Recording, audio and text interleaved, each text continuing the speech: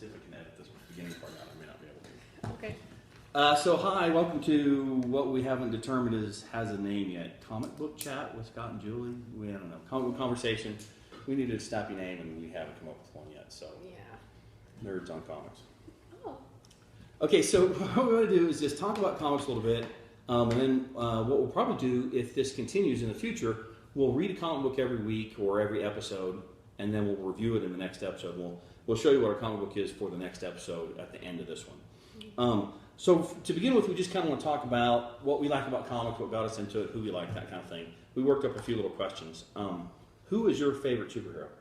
Captain America. That is mine too. I did not know that. Totally unrehearsed. Really like Captain America. I love that he's always going to do the right thing, even if the right thing is detrimental to him personally. I just love that about Captain America. What do you love about that? It's the same thing with his moral superiority. He always has the right answer. Yep. You don't have to question, is he making the right decision? Like with other comics, they're so dark and gritty. Yeah. You don't know how you're supposed to feel about it. And I know exactly what you mean. I've kind of gotten turned off Batman recently. I'm not really a huge Batman fan, but I really like Dark Knight Returns, and I liked Batman for a while, but he's gotten so dark and gritty, and he's always doing morally objectionable things. I like that Cap is always going to do the right thing. One of my favorite characters of all time. Yeah. Do you know, is Cap your favorite comic? Do you have a different favorite comic? It might be tied with Black Widow. Ooh, you like Black Widow yes. too. Yeah. What do you like about Black Widow? I like her character background. I like her story. I like how she's written for the most. Sometimes the writers can get a little iffy with her. I don't really care for how they write, but for the most part, I just like her background and like the choices that she makes. I think that's something that a lot of people that don't read comics wouldn't understand. Well, if Cap is your favorite superhero, isn't that your favorite comic book? Not necessarily, because Captain America's been around for so long and through so many iterations and artists and writers. There can be times when you didn't really like the Captain America comic book, but you still like the character itself. And that's how I feel about Captain America. I love Captain America as a character, but there's been times when I didn't care about his book because it was something that I didn't like, or the writing wasn't great, or whatever, that kind of thing. And that's why I differentiated between your favorite superhero and your favorite book. But I think we can both agree that Marvel is the best. Yeah. I mean, you can kind of see. I don't have any Marvel to it. That's ridiculous. Some people like DC. Sorry, we just shook the table there. That was me. that was totally me. I think rehearsal's going really well so far, Julie. Yeah. I'm liking this. We're getting the hang of this. This is our first one. But no, DC has lots to offer. I shouldn't be bad mouthing DC. I personally always liked Marvel and never really got into DC. 2/3 of my collection is Marvel stuff. You haven't liked for comics. Rats. Did not anticipate the phone ringing. Super professional. Do you follow? You haven't liked comics very long, right? You've only liked them for a few years, you said? Kind of towards like superheroes. It's been in the last couple of years, but I started thinking, and I've read Archie comics since I was 10. Yeah, if you can believe it, Archie comics was my first introduction. Was it really? To comics. Yeah. I was actually going to touch on that. That really non-traditional comics. It doesn't have to be superheroes. I like superhero comics, and there's not a ton of other stuff that I've read, but Archie and Jughead, one of the guys that works here recommended a Rick and Morty comic to me that he said he really liked. It's a show on Cartoon Network, and I haven't read it yet, but he was really enthused about it. He said it was really good. So, as being an old comic book guy and a superhero guy, you want to kind of dismiss Archie and Jughead with broad strokes, but you shouldn't. Every kind of comic book has the potential to, have interesting stories to tell. Yeah, I have to agree. But now, since you're just kind of new to it, other than Archie and Jughead, are there artists and or writers that you have decided, I like this artist and follow them around, or I like this writer? I think for a writer, it kind of depends. I don't have a certain name that I gravitate towards. I'll kind of read everything. It's more so the art that kind of draws me to the comic book. Yeah, I gotta say, that's, you judge a comic book by its cover, kind of. Yeah. You're not supposed to do it with books, but that's kind of what grabs my eye, too.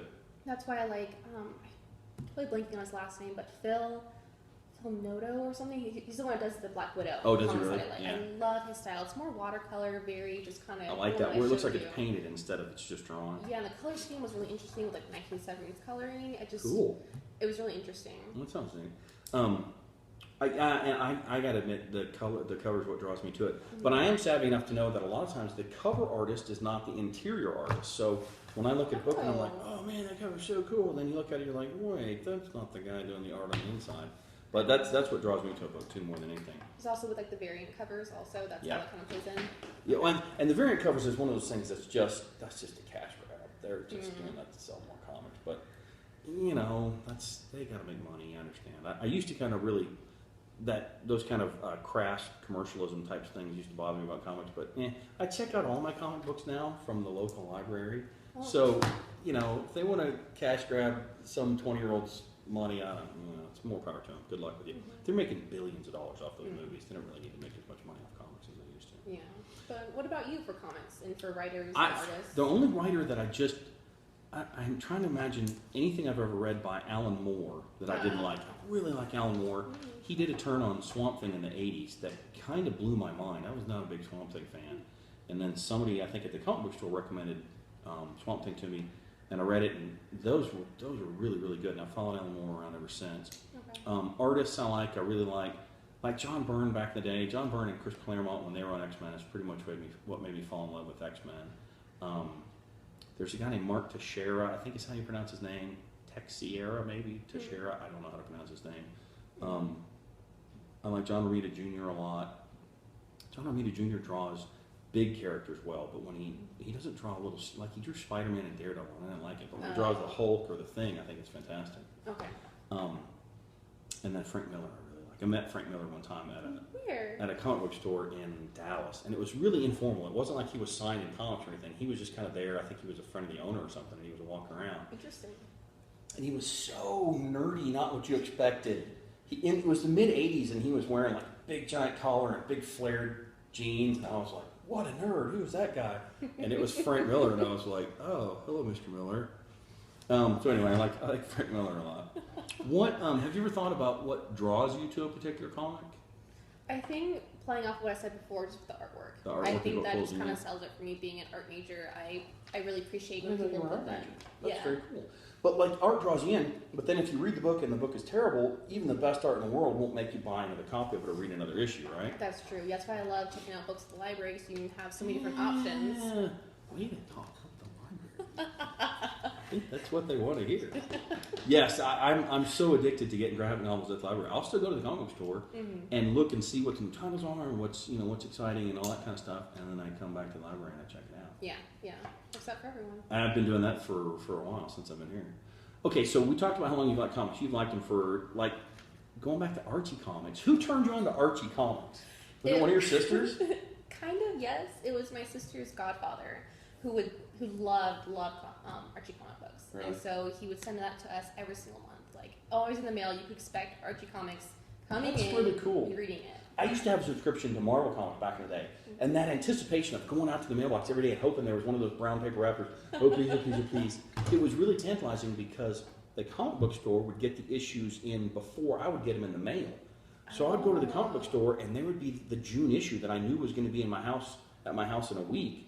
But I couldn't look at it, man, because I'd ruin the surprise. Yeah. I really liked getting stuff in the mail, though. That was really, that was a neat treat. I have liked comic books. I am 47 years old, and I've liked comic books since I was about 9 or 10. There's a little comic book store by the TG&Y near my house in Dallas when I was a little kid. And I remember going in there, and it seems like I remember being in there unsupervised. Maybe I rode my bike over there. Because I don't remember my parents standing there, like tapping their toe, looking at their watch, saying, come on, let's go, hurry up. Yeah. I was in there and just goofing around. And then actually I discovered the Adelia Road Branch Public Library in Dallas had single issue comic books that you could check out. Oh. And it was so awesome. I remember checking out lots and lots and lots of the Incredible Hulk, and riding them home on my bicycle and reading them while I listened to the big giant 70s earphones, listened to Pink Floyd, and just digging that. That's kind of when I fell in love with comics. And without realizing it, I was falling in love with libraries too, but I didn't even know it at the time. I passed over my favorite comic. Like, I really like Captain America. I've always liked the Hulk. Those are my big two. Okay. But comic books, like I've liked over the years, Alien Legion I really liked, which is like a sci-fi military comic book from back in the day. I really like Hellboy now, and I'm ashamed to admit that I didn't know anything about Hellboy before I saw the movie. That's about all the time we have for today. That hadn't gone off. That would have been awesome. Right. I was just hoping it would flash at us. Yeah. But anyway, this is unpolished and unprofessional, and this is our first try, and we hope you can tune back in. We've been talking about comics for about 10 minutes, and we'll try and do this again on a regular basis. Next week, we're going to try and read, or next episode, we're going to read Astonishing X-Men by Joss Whedon and Cassaday. I don't know who the artist is, but the art's pretty good. But it's Joss Whedon writing the X-Men. It's awesome. It's volume 2. It's called Dangerous, and we'll talk about this on our next episode. Julie, thank you. Thank you. Appreciate your participation. Oh, of course. We'll see you guys in the stacks. Peace out.